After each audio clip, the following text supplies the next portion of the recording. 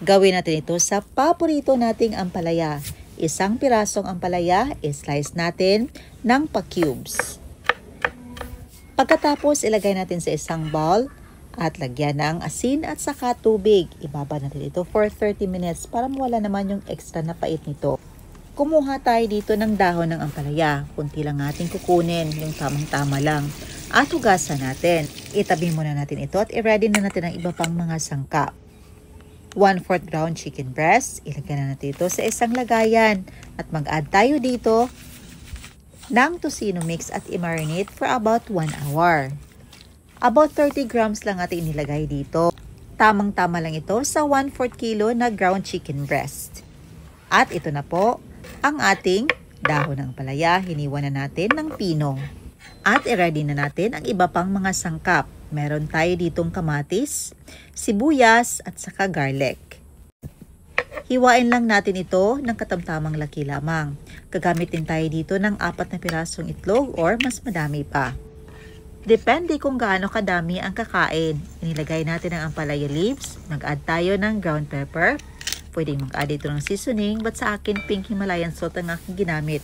Mix lang natin to fully combine. At ito na, after 30 minutes, huhugasan natin ang ating na-soak na ampalaya. Mag-add ng oil sa ating kawali at gisahin ang mga spices. Inuna natin ang ating onion at saka garlic at nag-add din tayo ng pamintang durog, white at saka black pepper. Ini-add na din natin ang kamatis. Wait until na mag-soften yung kamatis. Pagkatapos i-add na natin ang ating na-marinate na chicken tocino. Gisahin na natin ito hanggang sa maluto. Make a well in the center at i-add na natin ang ating na-soak na ampalaya. Takpan ng mga ilang minuto hanggang sa maluto ito. Nandito na after a few minutes, lagyan na natin ito ng pink Himalayan salt. Adjust nyo lang ang timpla according sa iyong panlasa. Nag-add din tayo ng pamintang durog. At ito na, ready na ito para ulamin. But hindi pa ito tapos. Mas papasarapin pa natin ito. Sa ating non-stick pan, nag-add tayo ng kunting oil. At i-add natin ang ating binatil na itlog. Pagkatapos lutuin natin. Na para pang niluto natin itong scrambled egg.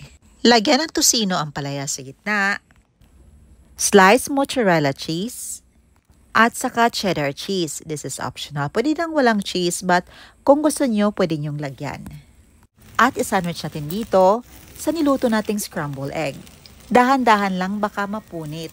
And ito na, i-flip na natin. At lutuin naman yung kabilang bahagi nito. At ito na, ready to serve na ang ating napakasarap na ampalaya chicken tocino sandwich. Napakasarap nito sa breakfast.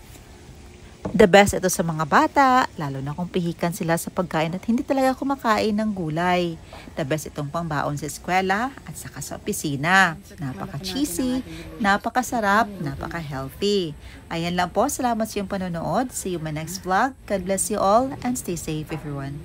Bye and enjoy!